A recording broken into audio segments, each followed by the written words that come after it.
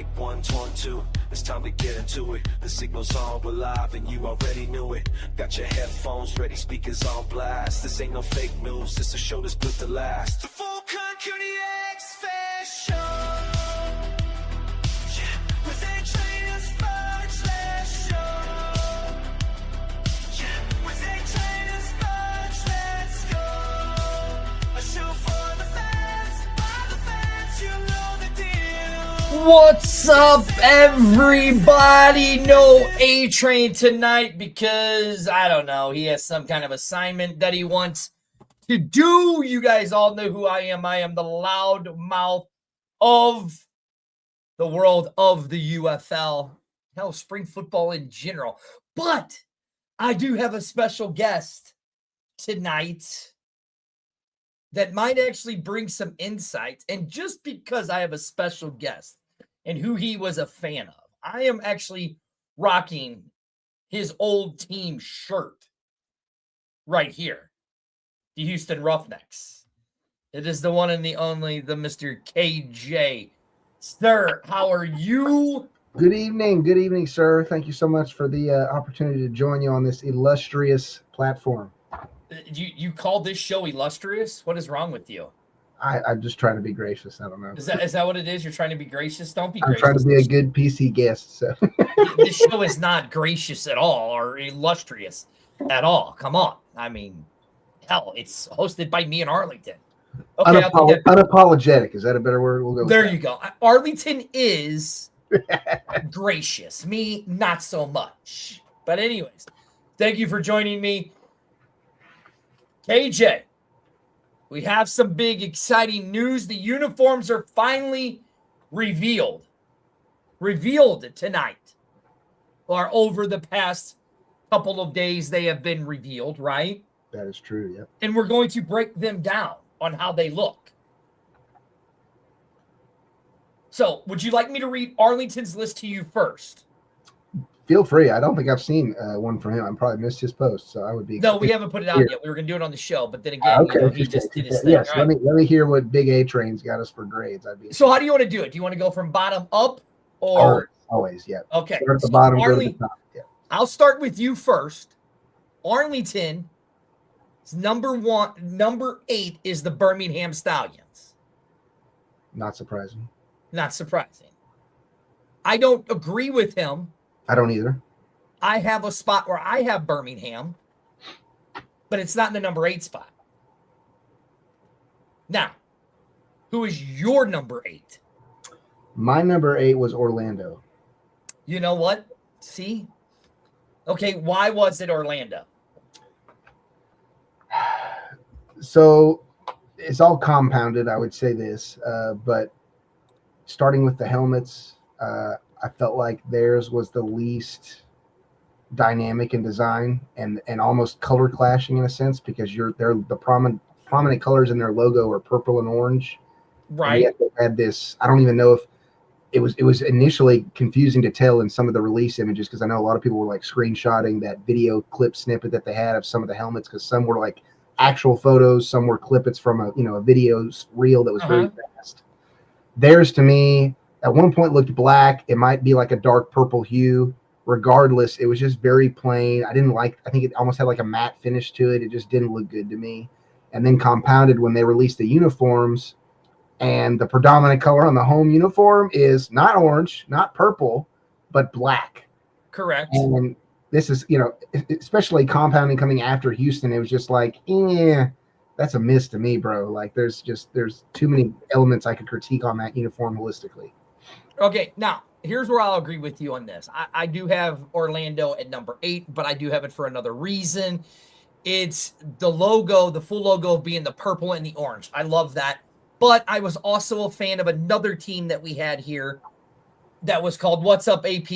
That was called the Seattle Sea Dragons, and I loved their fire orange helmet.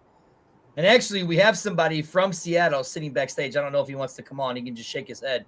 Yes or no if he wants to. Oh, he stuck his thumb up, so we'll bring him on. Their jerseys are primarily a black and a navy, and it gives it kind of a generic look. They should have had a potential of a bright orange and purple scheme. Is not the way I think they should have went. But hey, listen, this is their league. They do what they want. I'm not saying I don't like the jersey. I'm not saying I don't think it's cool looking, but I do like it.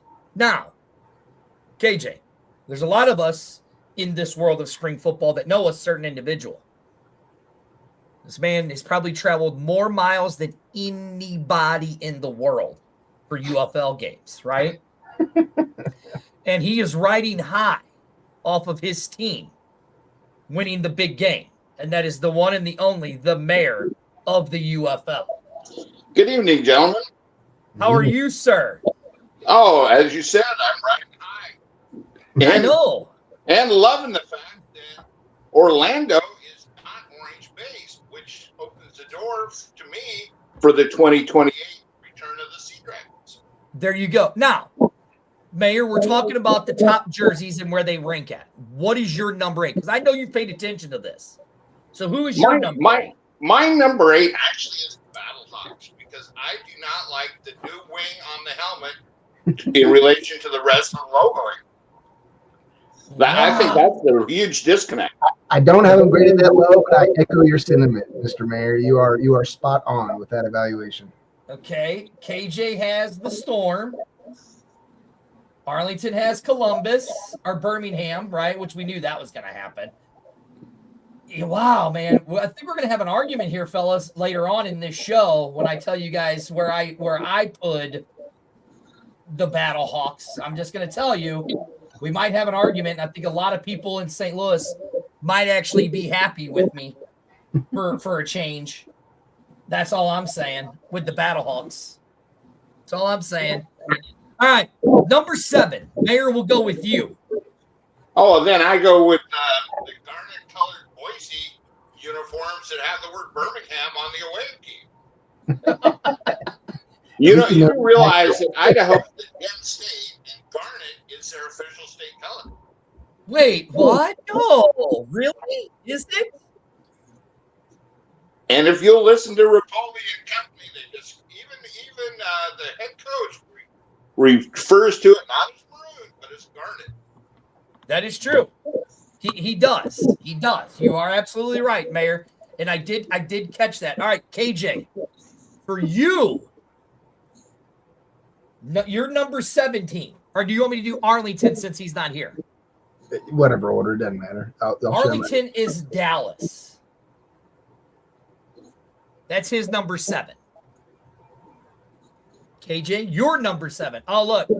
People are loving the Santa Claus beard. They love the beard. You're looking good there, man, with the beard. I like it. For me. Hold on, KJ. I got to ask the mayor. Mayor, the Seahawks won. Are you shaving the beard or are you going to keep it? Actually, we're having some snowy weather. We got 6 feet of snow in the Cascade Mountains about 30 miles from me in the last 3 days. Wow. And I'm kind of protecting the old face for a few more weeks until we get some better weather around here. Is that how it works? Is that what you're going to do? Yeah. I've got for almost 70 years old, I've got some pretty smooth skin. And I'm going to protect it a little bit. There you go. All right, KJ, I just had to ask about the beard because it looks great on the mayor. You're number 7. Respect too. So mine, honestly, and I'll preface all this to share with the audience what my favorite color is, and that is green. To probably many surprise, has always been, will always be. And I say all this is not a biased dig on the team. It's just a matter of, as much as I can be, unbiased opinion. Louisville to me is number 7 on the uniform grade.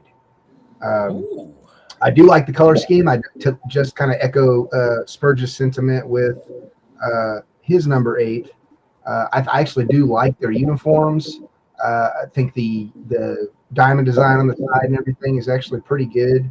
For me, it's just a matter of I think the helmet's kind of basic, and okay. I don't know.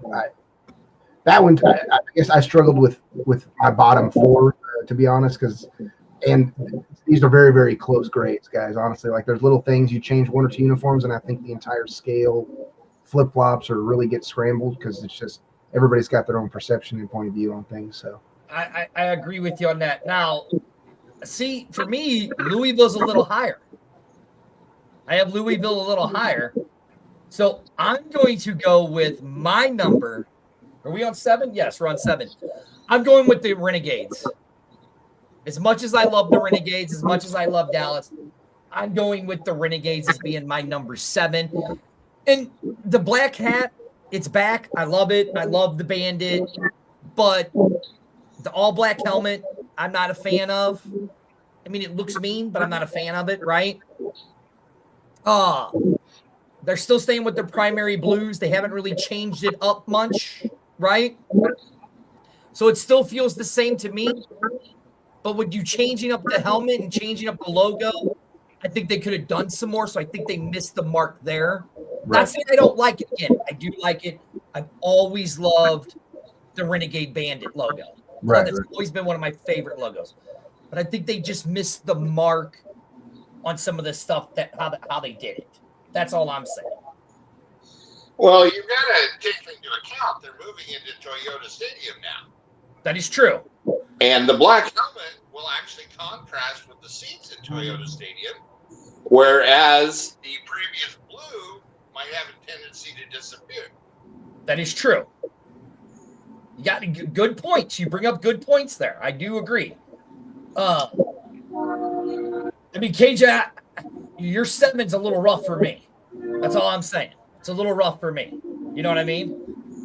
Here we got Kevin saying that the Houston jersey is the best, especially with the detail, and Orlando has the worst. So he's saying Houston is the best. Orlando is his worst. We got Odin here saying the poker chip is fire. So we move on to the list. We're going to go back to Arlington's list, which I disagree with this, but, you know, Arlington doesn't like this team also. He has DC as his number 6. What's your guys' thoughts on that one? too low. Okay, I think that they missed the mark big time with getting rid of the digital camouflage. I think that was a very nice touch on the DC uniforms and helmet. Yes, it was. Now, I don't have DC that low, but I will say where they are. And actually, I'll go next. With mine, I have it as the Birmingham Stallions at number 6. The move from the gold jerseys, I was never really a fan of the gold jerseys, right? You know, as it pays the homage to their championship with the way the helmet looks. I love, like the mayor said, I love the garnet red on the helmet. I love it. I love it. We saw that there was the article written that Birmingham was supposed to go to Boise, but then that somehow, we don't know what happened there, but they stayed. Rapoli challenged them and kicked them and kicked it in, and the fans showed up for Birmingham. So maybe that's why they want to change. Who knows? I don't know. I'm just speculating. I don't know. Maybe that's why. But it's just got that it's just got a classic polarizing look to it. In my opinion, for Birmingham. Well, I don't know if the fans are really showing up in Birmingham because at the end of the season ticket only window for seat sales prior to them opening the pre-reserve for the season ticket holders to buy additional single game seats.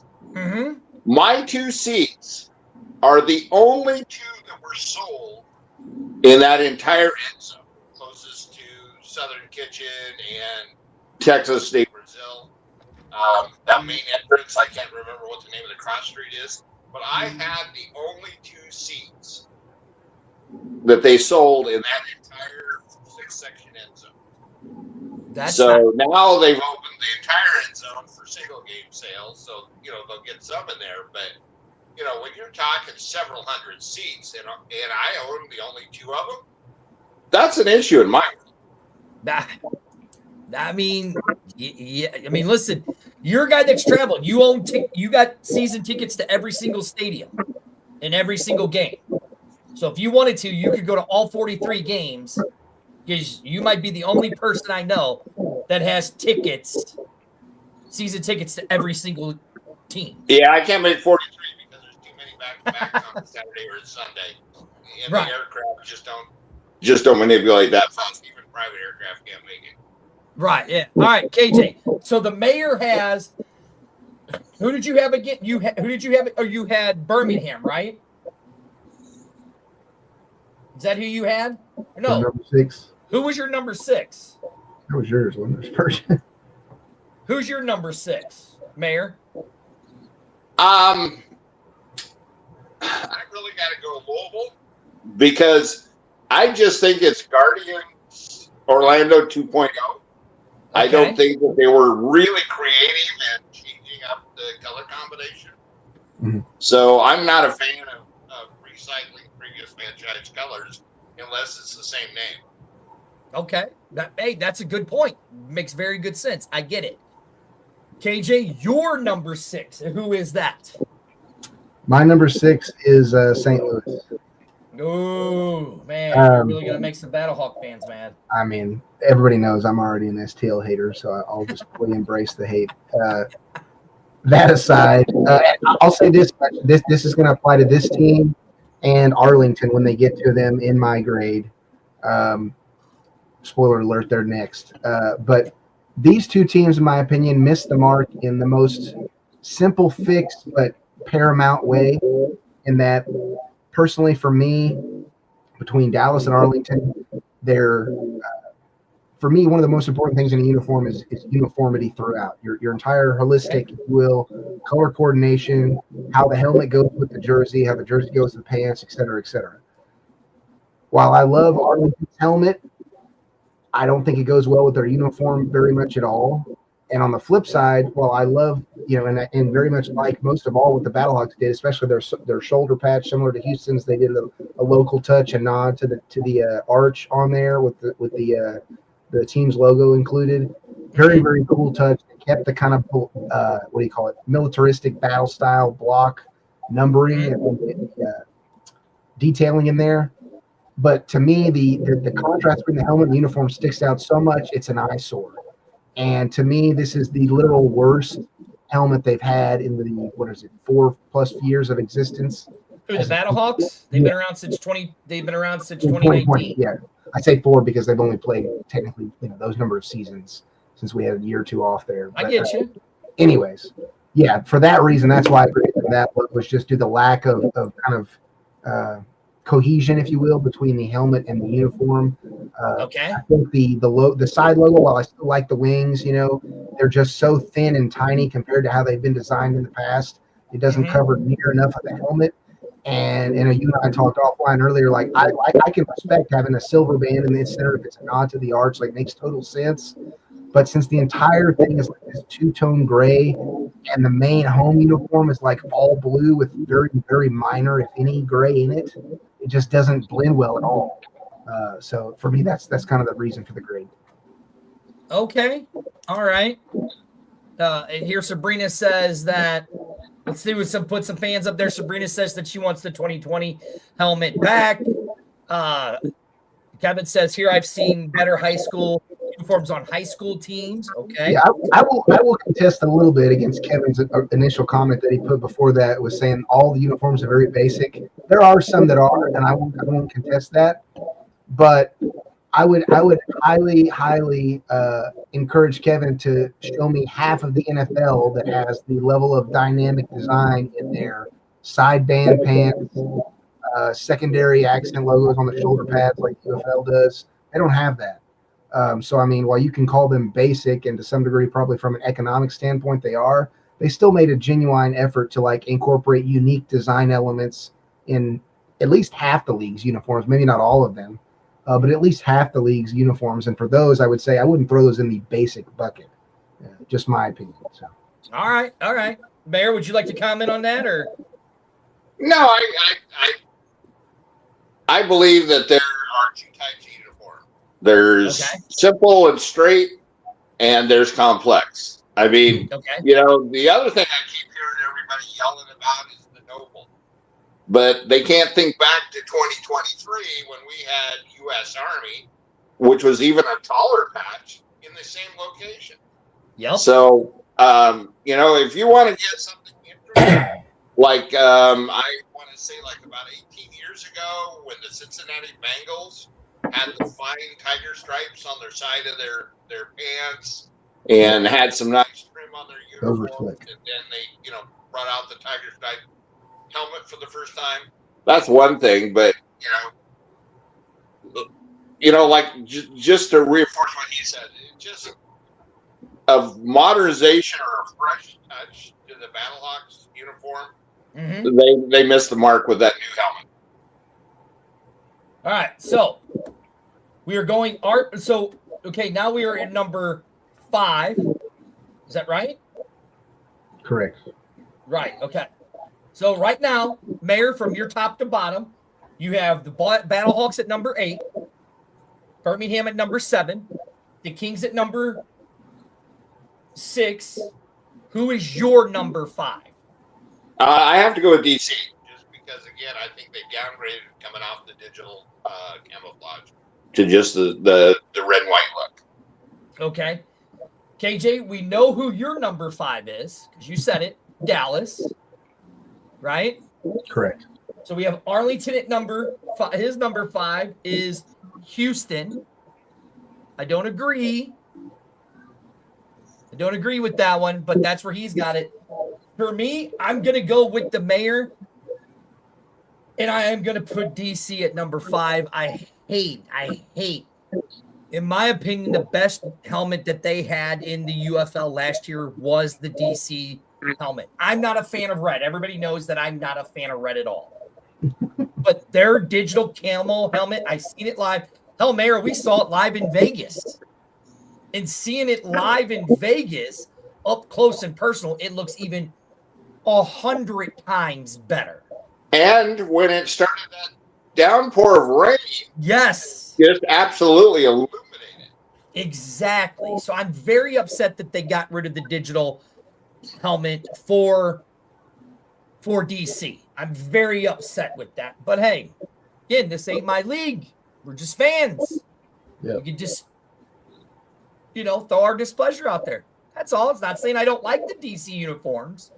Right. I do like the new DC though, right in the middle, where it's got it's got defenders on the away or on the home, and then it's got DC. That touch on every uniform was very smart. I think going with the team name at home, city name at away, perfect time, nothing wrong. But for some reason, of all of the jerseys, this is the one thing where I'll give the DC the jersey the best. That red DC on that white just pops.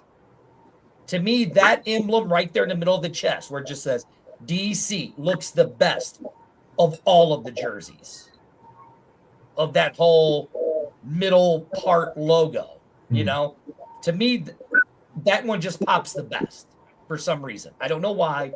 It just does. What do you guys think of that? I wouldn't disagree. It definitely looks good. I think to your point, there's some traditional basic uniforms that you just don't have to touch to make staying good. And while they did get the downgrade with the helmets, I think it's hard to screw up red and white, to be honest. And they were smart not to really tweak too much of the existing uniform design outside of the helmet. And I think that in my grading at least, that definitely kept them up high. So, Mayor, what do you think of the DC right in the middle? I actually like the chest configuration for that particular uniform. Right. The other comment I have about them is they did not mess with the thickness of the striping. Wherever there was the red and white stripes, they kept it consistent and not too wide and not too thin. It's well balanced. Like I said, my whole grief for the whole thing is that helmet. That's it. If the DC had the camo helmet, it would still be number 1. As much as I don't like red, it would still be the number 1 just because of that helmet. Just like in 2023. What was my favorite uniforms in 2023? Mayor, do you remember what my favorite uniform was in 2023? I do believe it's the one that's right over my right shoulder that you can't see at the moment. You're absolutely right. I love my favorite uniform was the Seattle Sea Dragons in 2023 just because of that and that helmet. That was it. That was my favorite one. That orange metallic flake with textured green stripe down the middle. Yes. And the logos on the side. It was amazing. It was. And then, KJ, did you ever see the Sea Dragon helmet up close and personal? I did not have the pleasure. Okay, I did in 20-degree weather in Lumen Field. We had people coming, well, because of the mayor, but on the sideline, looking at the helmet, it was like looking at the DC helmet. They were the two best helmets. Oh, I believe it. They were a good case study on how you do an oversized logo right. Yes, I would hear that sentiment with a team like Birmingham too. I think they've done well. See, look, like right here, even Sabrina, who is a Battlehawks fan, said, "Yeah, the Sea Dragons did have the best uniforms, hands down in 2023. They had the best uniforms, hands down. You can't deny it." All right, now we are at what, number 4, right? So Arlington, where you guys had a team lower. Mayor, you had them at your number 6 spot. KJ, you had them at your number 7 spot. You guys kind of see where I'm going with this? What team? Arlington has the Louisville Kings at number 4. Now, you guys have both disagreed, but that's where he has them at. I will concede I might have been a little bit hasty in denigrating the new ponies of the league. When I mentally think back to the imagery of Dallas and St. Louis, I cringe more than when I look at the Louisville Kings uniform. So would you like to change that? Because you have the Battlehawks above the Kings and Dallas above the Kings. Would you like to switch that? I feel like I need to pull up their stupid freaking picture again. Hold on. Mayor, I'll go with you before we let KJ decide if he wants to switch. Who is your number 4? Thinking across it all, I got to go with the Gamblers at 4. And the whole idea behind the Gamblers at 4 is those sleeve emblems with that alternate logo of the poker chip. I have literally seen over 100 people wanting that poker chip as a fan giveaway or a merch item. So if you can invigorate a downtrodden, beat up fan base that much in a week that they want those poker chips, I think that's a plus. That's a great move. I agree. All right, KJ, before you give us your number 4, I'm going to give you the option. Do you want to switch your Kings from 7 to somewhere else? Yeah, I think I will. I'll give Louisville the promotion 2 slots to number 5. I apologize, Kings fans. Would you put in the Battlehawks at number 7? Yes, it would be. Okay.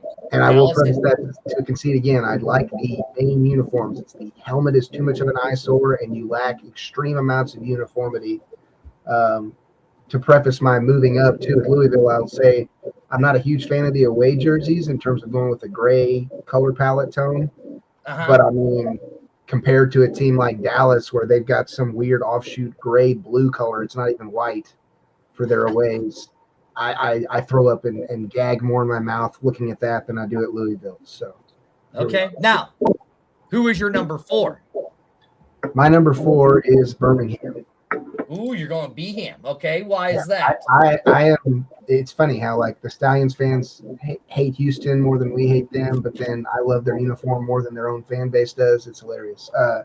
I actually like the whole setup. I saw the cohesion in it the minute they had released it publicly and shared the imagery publicly, because I had focused so much on the helmet prior to that and really idolizing and liking how they designed it. Once again, shout out to the use of an oversized logo on the helmet. I think that's, you can do that bad. You can mess it up and do it wrong. I think they did it very well. They obviously matched the mirroring of the logo, which not every team replicated. As we'll continue through this list, you'll note 1 or 2 that did not do that. And I think the gold accent in the center just flows well with the home uniforms. I get it's a very distinct jump from what they had last year and a big change. So that's a shock factor to a lot of existing fans. I don't think their uniforms last year were bad by any means. But I mean, I think they're a good design. So, but the one thing I would question is Spurge is this. We don't know how far in advance. We obviously started the design on these uniforms when they were announced. This could have been something held back for a long time, and they just did a really good job of keeping it under the cuff. We don't know.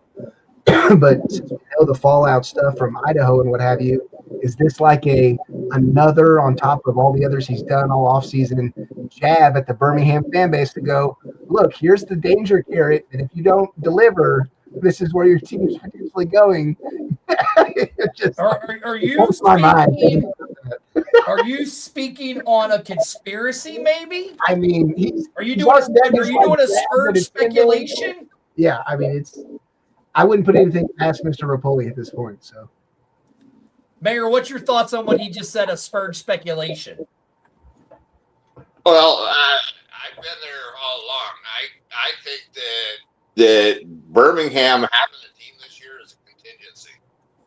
Okay. I think that the focus was going forward into Boise. At least we've seen this now. This report here about 3 weeks ago where it says they were all the way up to the end and then they cut it off, the negotiations. I don't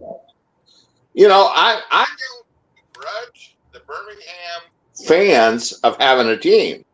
But if they can't build what Oliver Luxwhite call, collective effervescence, right, then if they can't build their own fan base internally and get their friends to go to the games, then I'm sorry, it's time to move on. So, the fact that they built bi-city logo, a bi-city color scheme, it's not wrong. That's true. And if you guys want to, we can talk about that because I have my own thing about attendance and all that. I just think it's all okay. So now my number 4 is I'm going to go with the Kings at number 4. Mayor, I get because you were an Orlando fan, or you actually went to quite a few Orlando games when they played in Orlando. Yeah, and also understand I have a bachelor's degree from the University of Louisville. Right, yeah, right. I know. So I mean, I'm familiar with both cities, and I just don't like recycled colors. And I get that. I heard some people exclaiming that all of a sudden the Los Angeles Wildcats, they attribute them both to the Houston colors and they attribute them to the Orlando colors. Yeah. And it's not the same colors and it's not the same broad panels down the side of the jerseys. So I'm fine with those colors not being completely duplicated. Right. But the neon green mafia was one of the things that Michael Laser and some people had going down in Orlando. And to me, this is just a reverse tone of that. Right. But here's what I like about the Kings jersey. The logo is a horse, right, with a crown. But hear me out. Here's why I like it, and here's why I think it matches. What is Mike Rapoli really into? What's up, Marco? Yeah. He's into horse racing. What do we think of when we think of Kentucky? The rolling hills, the bluegrass, the greenness of the bluegrass. I think it fits that city perfectly. And what do you call the thing? It's called the Florida whatever it is, right? The fleur-de-lis? The fleur-de-lis. I don't know why, but I like that. I don't know why, but I like it. And I like it in that green color. There's just something about it. And I love that darkness of that dark green, limeish green of that helmet. I think I have to preface and just throw an asterisk in there. You're misusing that term. The fleur-de-lis is the Saints logo, not the diamonds. Those are just chevrons. That would be the correct. Well, I'm just saying it's all in that whole thing together. Oh, I thought that they, for some reason, I was thinking that it was on their logo someplace. It's in between the diamonds, if I'm not mistaken. I'm not seeing it, but if I might be missing it somewhere. If it's on the pants, maybe that's why I'm not I seeing don't it. know. Oh, All you're I right. know is- I'm done. Never mind. You're right. It's a center point on the side of the shoulder Yes, pad. I it's the apologize. center point, and I love it. I'll put my foot in my mouth there. Apologies. Yeah. No, I get it, and I It's love only it. on the one angle of one of the like 6 different angles of this player on their stupid graphics, so that's why I didn't know. Right, yeah. I'm sorry. All right, so Kevin wants us to ask this. I think that each team should have 2 alternative jerseys, one at home and one away. It's way too early for that, man. Like Would it be cool? Yes. yeah, 100%. Would it be cool? Yes. Maybe if Operationally, you I think it would mismatch be the too risky. uniforms. Yeah. You know, I'll talk about that after we do all that. But I don't know. I love that helmet because it's that color where it's that green, but it also looks like it's black. And the Guardians didn't have that. No, it wasn't metallic toned in that sense. Right. So that's where I have them at. But Mayor, I get what you're saying with recycling and all of that stuff, you know, and I get it. But I don't know. For some reason, I just like the way it looks. I don't know why. But I like the Guardians uniforms too, though. I thought those were cool. All right, you guys ready for Arlington's number 3? It is, let's see. Wow.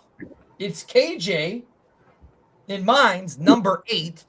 Arlington likes the Orlando Storms. Oh my gosh. That's his number 3. Now, look, I'm going to say this, Mayor. You were in Orlando. You went to a lot of games in the heat of Orlando. It gets very hot in Orlando for a football game because I remember there was a game, Mayor, of you sitting there in your bright orange, fire-breathing dragon, and they were like, this guy does not look happy because he looks burnt. Okay. Now you got to break out the Orlando schedule there, boss. That's true.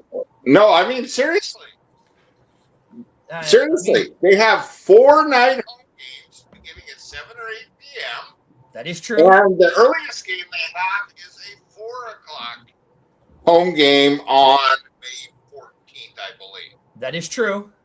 Okay. And having been to Inter and Co Stadium when we launched the team back in October, the way that the overhead canopies are, the majority of that stadium is going to be in shade even at 4 p.m. in May.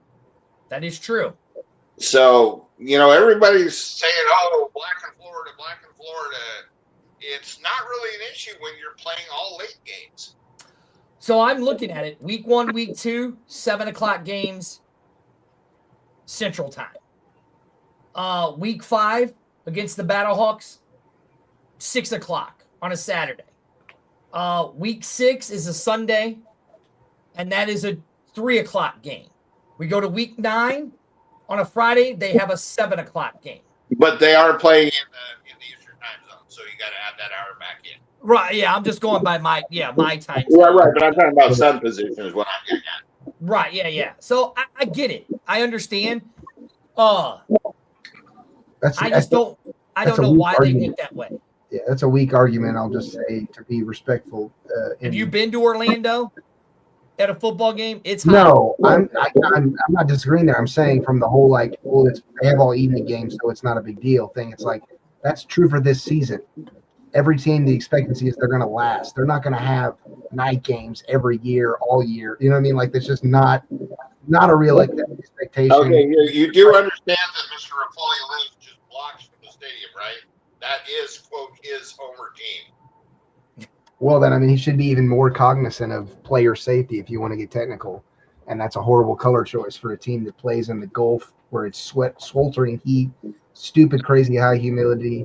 Like, I mean, just being real. All right. Well, if you don't like it so much, what is your number 3? DC is where I have number 3 at, or who I have at number 3. Like I said, the only deduct for their uniform, in my opinion, is the losing of the camo.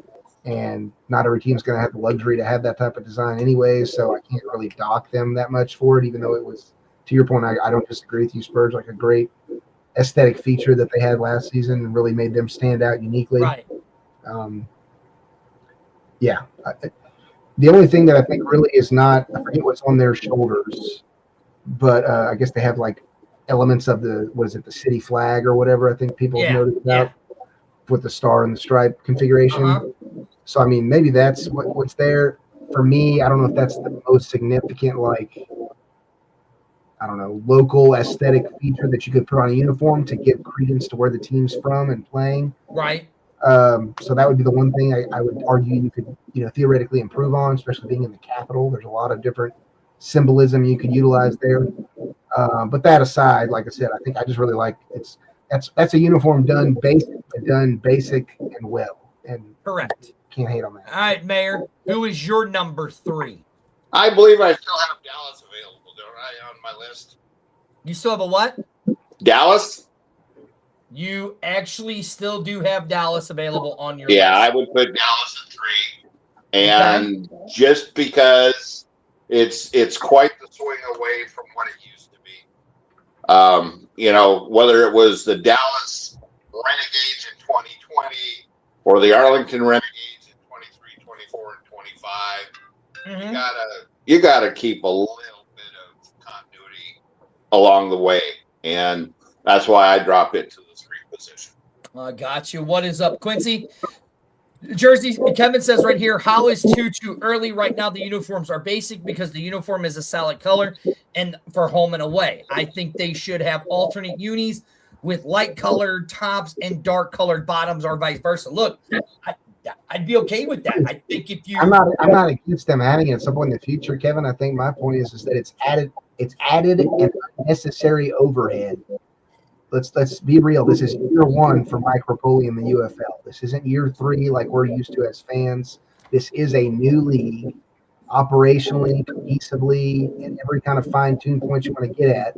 He's got his own internal, I'm sure, financial budget set for the league that he has to operate through and try to grow from.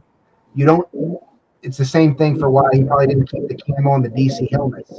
Little things that he looked at and probably decided, yeah, fans not like this, probably, but will it cause them not to come to games? No. Like, no fans going, I'm not going to be a DC fan anymore because we don't have camo on our helmets. Like, let's be real. Right, yeah, exactly. Listen, it's all about Mayor, you know it.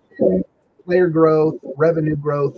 Right. You invest in and get the most immediate return on ROI. You're not going to get a boost in attendance because you have 4 uniforms. Like, sorry, it's just a fact. Mayor, you know that a digital camo print is very expensive to do. Yeah, it's not something that you're want to set up a 50 or a 70 helmet run of, every time. So, they've got videos out of them assembling some of the helmets right now for the teams. The equipment guys are doing it, and like I said, I have no idea the complexity of that 23 Sea Dragons helmet. Right. But it had quite a bit of complexity to it, and that's when the first time the digital DC helmet came out. So could it be a different process, a different supplier? Who knows? Well, right here, Flame Wingman says, I read that Under Armour owns the design of the camo uniform, so that's why Rapoli didn't. I mean, maybe that is. That may be true. I know there's ways true. you can do it. You can do a camo layering on a helmet. It might be vinyl dipped. It may be whatever. But even more to that point, it's like you're talking of the difference of a full wrap on a helmet, which would basically require a new helmet every time. And these players make plenty of contact. You're going to damage that weekly in a game. Versus, you had 2 helmets together and you ripped off your striping. Okay, just slap another stripe sticker on there. We're good to go. Like, you just think through it cohesively. The cost is paramountly different from an overhead standpoint. Right. Now, are you guys ready for my number 3? This is going to shock a lot of people. It's going to shock a lot of people. But my number 3 is the St. Louis Battlehawks. And the only reason why is they made the arch more prominent. They added the STL onto the sleeve. And if you guys, everybody knows what helmet I hated more than anything was that stupid wing helmet with the sword going down the middle and the wings going up. It looked like a Roman soldier's helmet. If you catch my drift. That's the whole premise. No. It was terrible. I hated the 2020 Battlehawk helmet. Hated it with a passion. I love this one. Why? Because they made it symbolic to St. Louis. They finally did something in St. Louis that makes sense. And you know why? Because it's the color of the arch. And what is St. Louis known for? So I'm gonna piggyback and be the devil's advocate here and ask you, Spurge. Yeah. If all that's your true opinion, That it's not true opinion because it's my show. It's the facts. it's your opinion. Would you have preferred them to fully scrap the wing component and instead just place the entire holistic logo on the side of the helmet? I will tell you what I would have loved. Because I would argue that I would have liked that more than the present design they have, just based on how skinny and thin it is, and the fact it doesn't even take up 50% spread of the helmet. Here's what you're missing. It's like the literal worst logo I've ever seen put on the side of the helmet. It's the same logo from 2024. No. Or 2025. No. Yes. It's the same logo, just on a different helmet. No, it's not. Yes, it is. No, it's not. I'm telling you. You're blind if you think I'm not blind. Listen. You need to take images of both helmets side by side. Hell, I'll grab them right now and pull them up on stream to prove you wrong. Go ahead. But to be honest, what they should have done is they should have put the flying eagle on there. On the helmet. Flying eagle? Yeah, the secondary logo that they had. No, I definitely would not have loved them to put the arch on there. I like it more predominant on the sleeves. I like that the Battlehawk logo is on the sleeves. I wish you would have said STL, but that's fine. Look, you can hate Kane. You can hate the new design all you want. This is the problem with the St. Louis fan base. We're not a bird. We've never been a bird. We are a helicopter. Just say you don't like the primary logo for once, Spurge. We are a helicopter. We have never been a bird. The Battlehawk is a battle. Mayor, please help me out. What is a Battlehawk? Well, if we're letting you dig a grave, then it's definitely a bird. All right. But no, it is an homage to the defense industry and the factories around the greater St. Louis area. All right, Spurge. Exactly. Are you ready to be able to talk? Because I'm about to. Go ahead. Pull it up. All right. Let me share my screen. Hold on. Okay. Pull it up. I'm doing it right now. So this is the current logo, I believe. I'm sharing my screen. You'll have to pull it to the front. I'll pull it up right there. There it is. So that's the current one. This is the current one. And if you let me actually the best the Battlehawk jerseys have looked since they've been incepted. I'm gonna zoom in if it'll let me. It may not. It might not, but I see it. If you look here on the helmet, the far, I guess, what is it, the left guy standing up? Yeah. It's only spanning out of the basic top corner of the face mask, okay? And then for reference, I will share the other image I've got that's literally. I love that. I love the STL. I love it. This is the logo from last season. Much bigger. Garbage. Bigger. Covers more of the helmet. I'm removing it. It's oversized garbage. logo.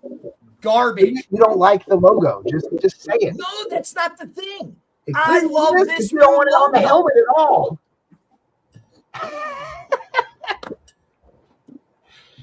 What is this? St. Louis fans. What is this right here? That's your butt.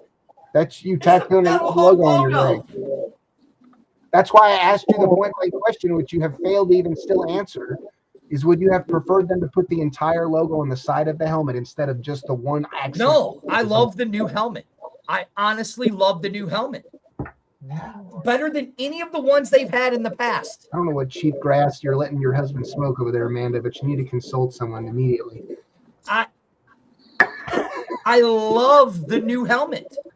It's all good. Everybody knows Spurge is out on the island by himself when it comes to certain opinions, and that's just the way it is, and we just have to let him have his fun. Like, it is what it is. No, look, I'll give you 2023's helmets and 2024's helmets were better than 2020's. I hated 2020's. I don't agree. I mean, I Hate will it. agree. I will agree with most. But I'll say this much: this will be the one thing I'll partially side with you on, but I'm not going to deviate any further than this. While I agree with most folks that the helmet has progressively gotten worse, No way. I will say that the realism component of the wing logo is better both this year and last year than it was in year 2020, because Look. even though I love the layout of the logo on the helmet, it was kind of cartoony in the graphic Right. detail. Some I'll admit two that. people who have argued about the Battlehawks uniforms and logos and all that. She agrees with me. She likes the new helmets. See, Kevin says it's the same helmet as last year. No, it's different. There's only 4 wings now instead of 5. It's distinctly different, Kevin. I just proved it. Right. You must not have There was 5 wings before. Now there's only 4, which I like it. All right, so They went from a hawk to a sparrow's wing. Basically, is what happened. whatever. Yeah. And speaking of Arlington, his number 2 is the St. Louis Battlehawks. His uniform is number 2 is the St. Louis Battlehawks. That's Arlington's. We go with number 2. KJ, what is your number 2 jersey? Number 2, and I will admit I'm partially biased in how I rank these top 2 teams. This number 2 team could easily be number 1, and I would not dispute a single person. The only reason I gave them number 2, honestly, is from one attribute, and that is because some bimbo in uniform design, sorry, Mr. Rapoli, it's how I feel, stupidly got lazy and decided, let's not mirror the logo because I don't want to spend an extra 30 seconds on a helmet design. All you had to do was put the logo and you'd be the number 1 on KJ's ranking list, but you didn't, so you're not. Columbus, great, beautiful uniform, wonderful contrast of the different tonal blue colors and then incorporating the red in there.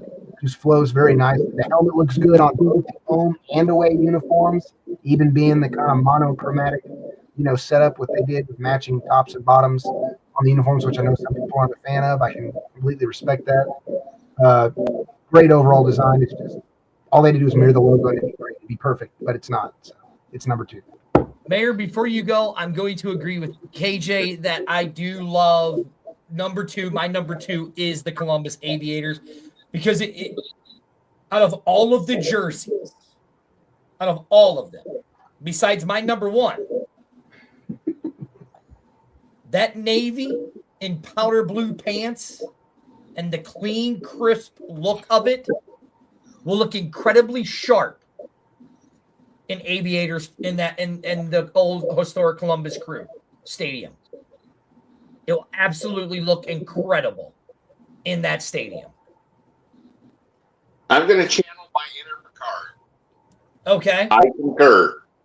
Oh, so I would have had it number 1 if the logo wasn't flying backwards Thank you. on the left side of it. yes, I'd agree. Yeah. I'd agree. Mm-hmm. All right. Well, speaking of that, we're at our top spot here on the X Fan Show. I am Spurg. Right over there, my special guest host, KJ. And right below me is the guy that everybody knows in the world of spring football, the one and only, the man that's probably traveled to every single city, has been to more games than anybody. Even after he lost his team, he still traveled to all these games. I did not lose my team. We put it in storage. That's true. You put it in storage. The mayor of the UFL. Arlington's number 1 team is our number 2 team. It is the Columbus Aviators. Arlington said everything that we all said about that uniform as his number 1. That's why he liked it. It just reminds me of my favorite St. Louis Cardinals uniform. It has always been the 1980s powder blue.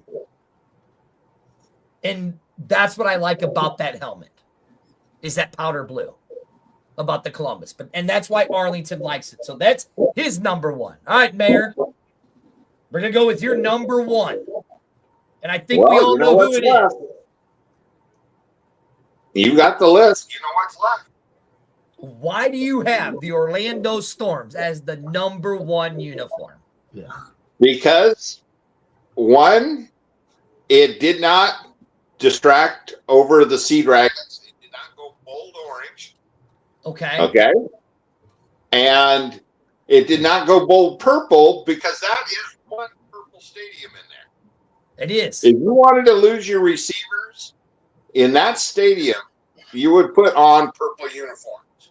Okay? That is true. You would. And so with a basic black, I believe what you guys discussed earlier is they have the potential for creating alternate uniforms in future seasons based off of the black and based off of the red uniform. That's why I went there. I didn't see any major mistakes on it. Quick trivia question. Why is the team named the Orlando Storm? Well, I mean, I have a couple theories. Question. No, I have a couple. This has got a factual answer. I mean, if there's probably some hidden factoid I'm not privy to, but I think most people are going to assume and state the obvious, which is they are in prime pathway for all natural hurricanes. Okay. True. Does either one of you know what NIL is? Mike Rapoli and Impact Capital heavily involved in. Well, that would be the St. John Red Storm. Red Storm. There you go. He just liked the name and brought it home. I mean, maybe I like got it. KJ's. I like KJ's thing, but I could see Rapoli having it. You know, I mean, hell, he put a team in Louisville. Right. So if we learned anything from some of these team name choices and from this year and last with The Rock or the year prior, You're right. There's always some entrepreneurial ego put in place with, hey, I got to leave my mark somewhere on a Always team. some kind of pet project. Always. Is what we'd say with The Rock. Narcissism at its finest. Yes. All right, KJ, if I look at this list, I think we both have the same number one. We probably do. Before I give my number one, I got to echo Kevin here on his comment. Okay, which He's one? Dead on, obviously. Like, I'm not going to argue. I don't know anything about the venue they're playing in. But to address the mayor's comment, black does not contrast with purple. I don't know if we haven't looked at a color wheel in a while or what. But like, Talking about this one? yes. So like, let's say the whole stadium is purple. You don't pick black to contrast with that background. You pick a bright color to contrast with a dark color. Thus, as Kevin mentioned in his most recent comment, why didn't they go with orange as the primary? Ding, ding, ding, ding. I completely agree. I think he's dead on there. You could have gone purple or you could have gone orange primary with purple numbering on the home uniform and black accent if you wanted. I don't care. Like, there's plenty of ways you could flip this and turn it and skew it. I'm not even saying they couldn't have a black helmet still or some incorporation of the color black.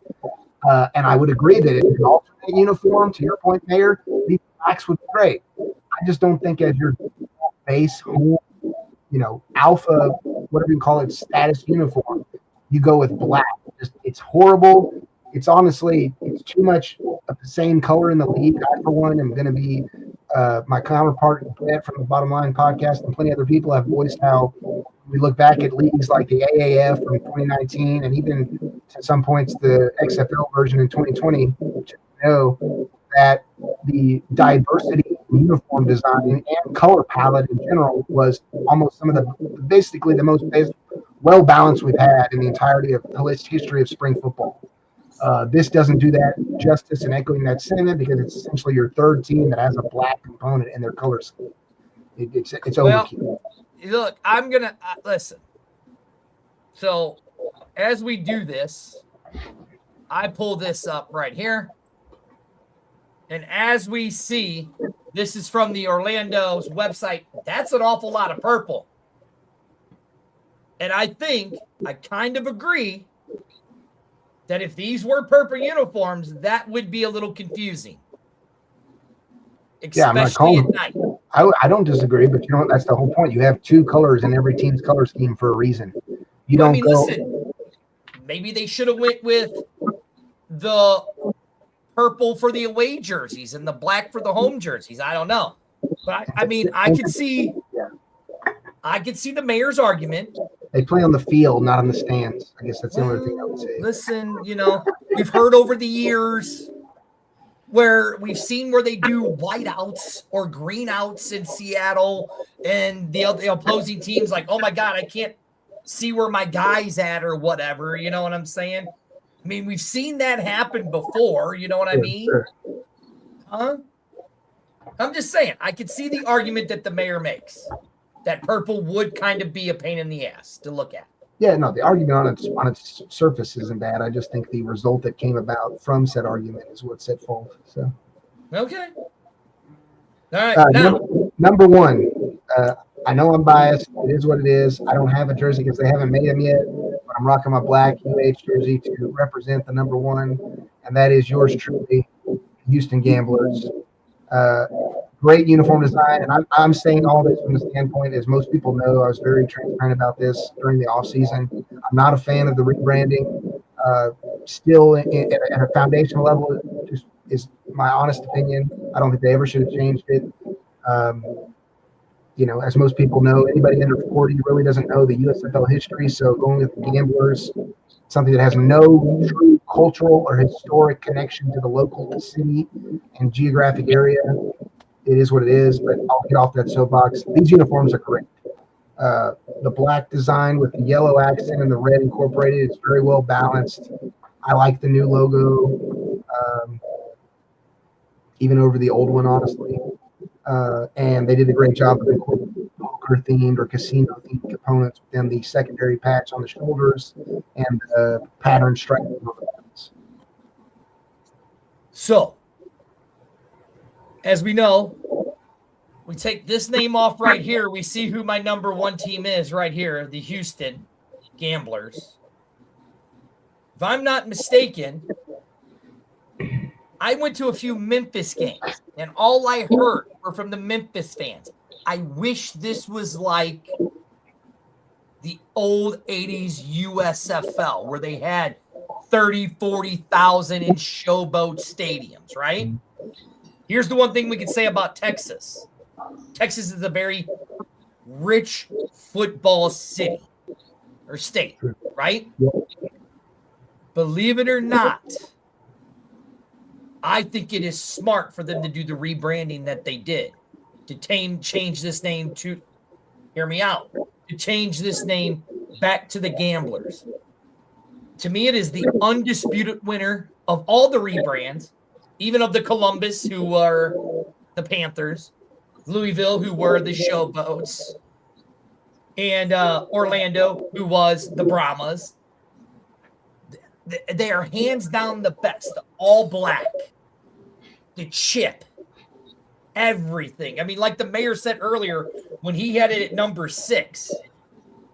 You go on Facebook, KJ, you know it. You go on Facebook. What's everybody saying? I gotta have the chip. They want the patch. I gotta have the patch, right? These are hands down the best jerseys. Like Kevin says right here, with the detailing in it, right? Yeah. This league hit a jackpot.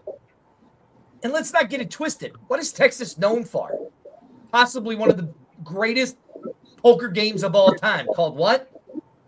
Texas Hold'em. So it fits.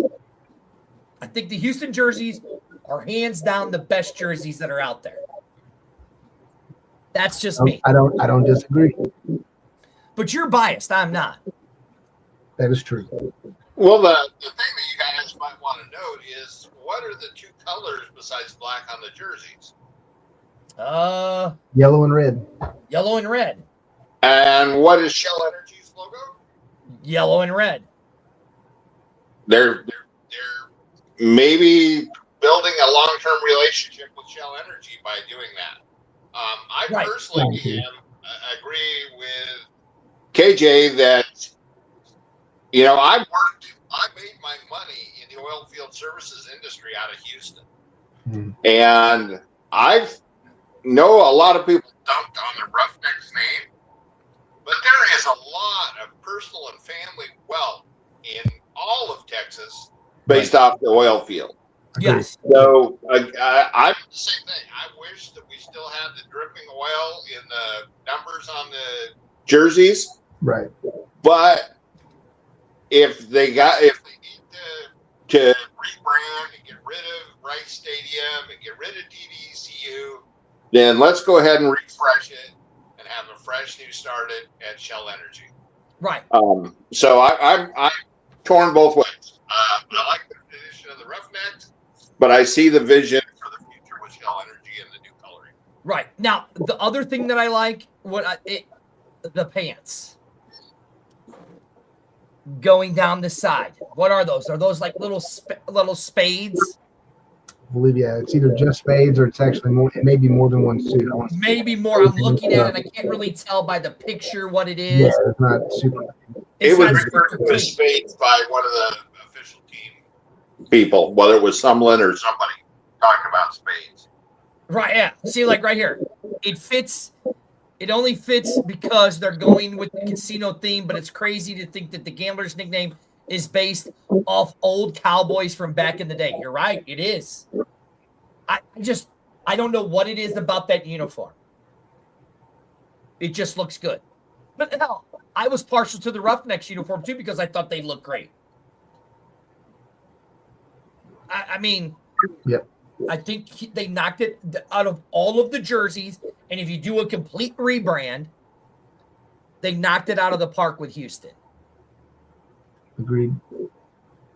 So, other than that, we've been here at an hour. That's what we wanted to talk about, the breakdown of the uniforms tonight. Is there anything else you guys would like to say before I end this? Get your tickets if you have not already, folks. Support is needed. I know there's a lot of bittersweet fans out there. You know, look to the mayor for inspiration. This man doesn't even technically have a local team, and he's still here supporting the league with pride. Just because your team is gone doesn't mean they'll be gone forever. If you can do your part to support the league when you don't have a team, it can only bolster your support for a team when you finally get one again. In the long run. So I'd say do your part now and you'll reap the fruits later. But we have to do our parts as fans to support the league. It kind of is what it is. Mayor, I know you know, right? How many days are we at kickoff? Oh, that is so easy. Tomorrow is 35 days or 5 weeks, and add a half a day today, so we'll call it 35.5, or yeah, we'll call it 35.5 right now. The one thing I would like to stress to everybody is, I know we're talking UFL at the moment, but this logo on my forehead today has been attributed to Jordan Palmer.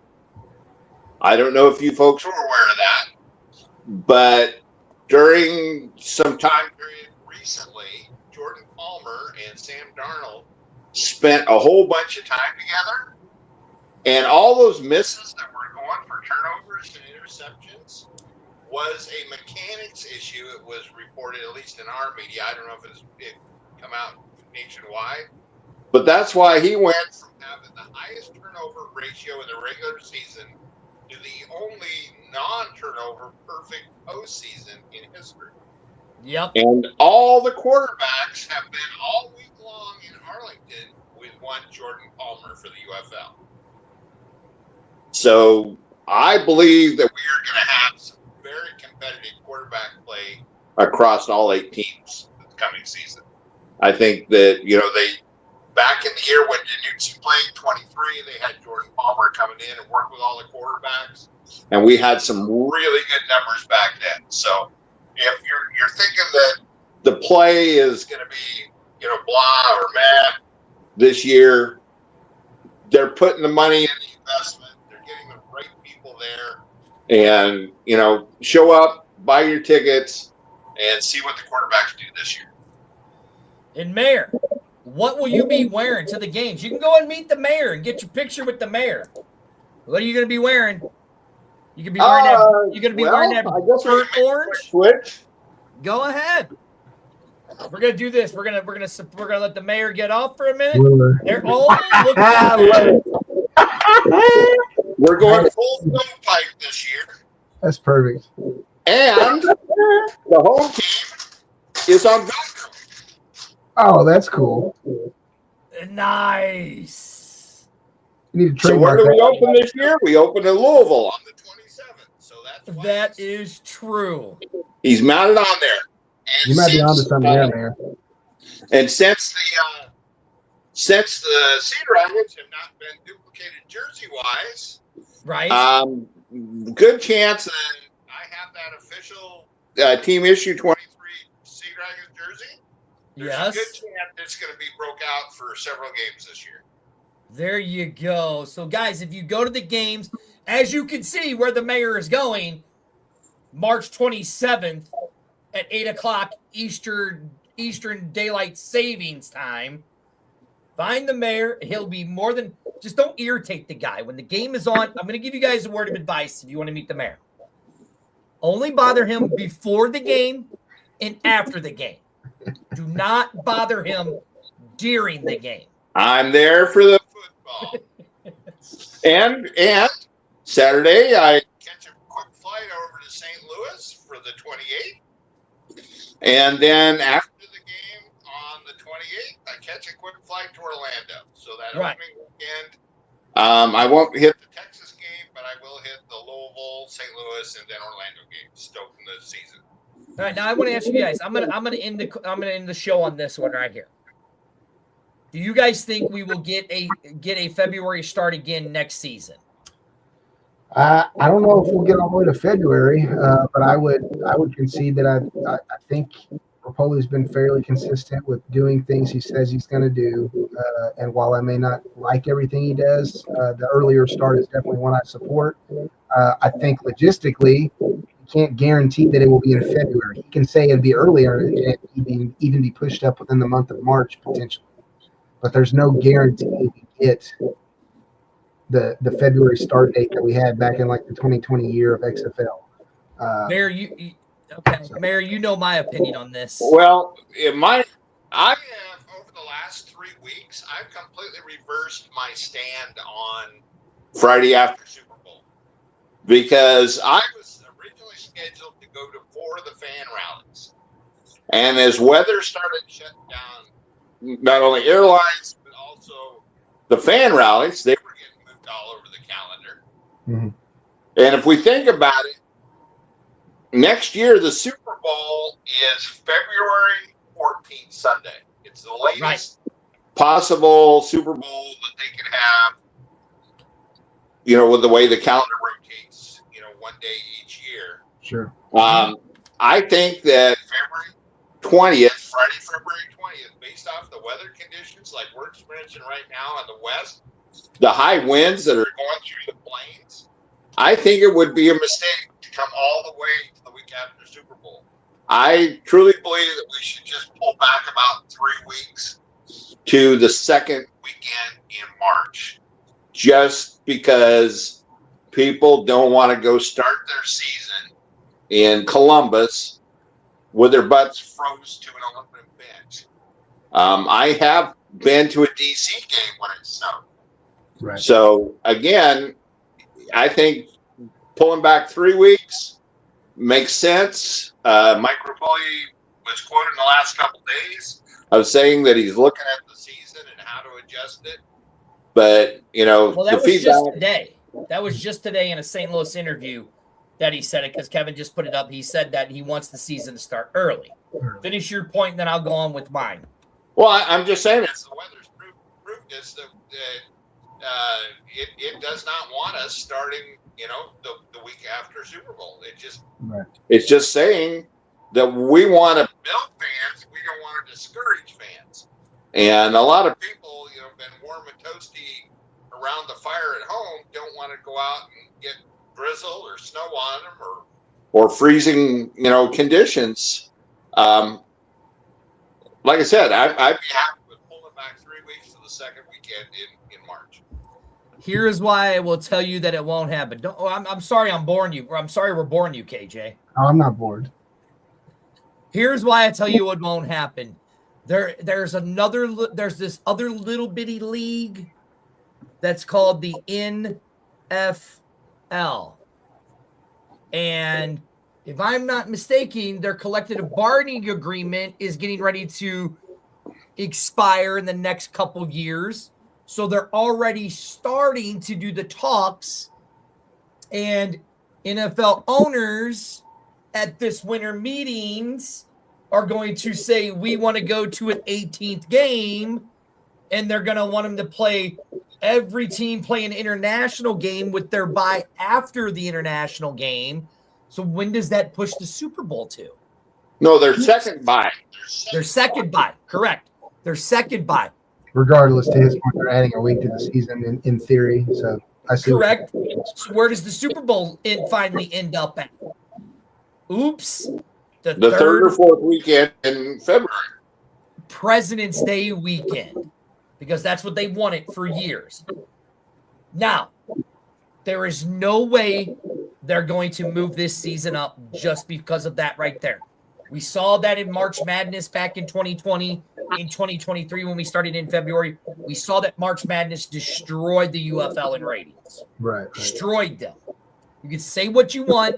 The numbers are out there. Mayor, you can even agree, because I know you did extensive data research, but did not the March Madness destroy the UFL ratings when they went head-to-head?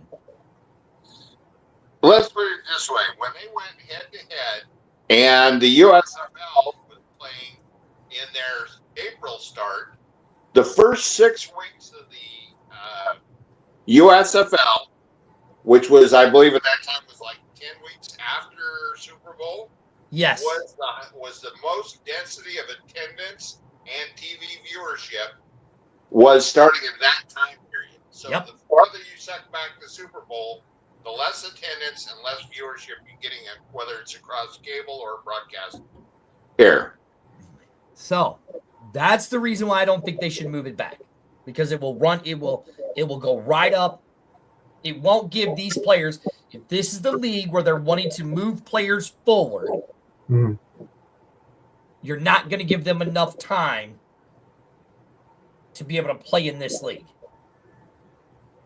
because of the playoffs. If you start in January and stuff like that, you won't get it for them. Look, would I love it? Sure, but I don't think it's going to happen. Yeah, I would say the football purist to me would love an earlier start to experience all the elements, but I think, as we know, our purist fan base only makes out about 20% or less of the populace of every team's fan base. Mm-hmm. So catering to that would almost be anti-logical from a marketing and business standpoint. And you already touched on March Madness for Houston folks. I'll say this, they know this, and some people even around the country know this. They follow the rodeo circuit. Houston has a little event that occurs from the end of February to the end of March that literally monopolizes the local market base and the broader national interest of tourism too. For folks coming to Houston, and that is the Houston Livestock Show Rodeo. It is a world-known rodeo event that is second to none. So I would agree that, like, in that sense, we have our own attendance issues. Those things aside, I would hate to compound our competing factors with those components, whether it be March Madness or the rodeo, and make it that much harder for us to get, a rebound in our attendance figures. So, right. All right. With that being said, Mayor, do you want to elaborate on that before I end this show? No, in 23, I had guests from my previous work in Houston meet me, and we had an absolute horrendous time getting rooms for that Houston game in 2023 because of the rodeo. Yeah, I'm not surprised. All right, this is the X-Band Show. I am Spurg. Arlington was out on assignment. I want to say thank you to Mr. KJ from the Bottom Line for joining me tonight, and I want to say thank you to the mayor, the man who literally is the man of the UFL, whether anybody wants to believe it or not. That man knows his crap about this. This is the X-Fan Show. We will see you guys next week. Oh, and say goodbye, guys. Bye-bye.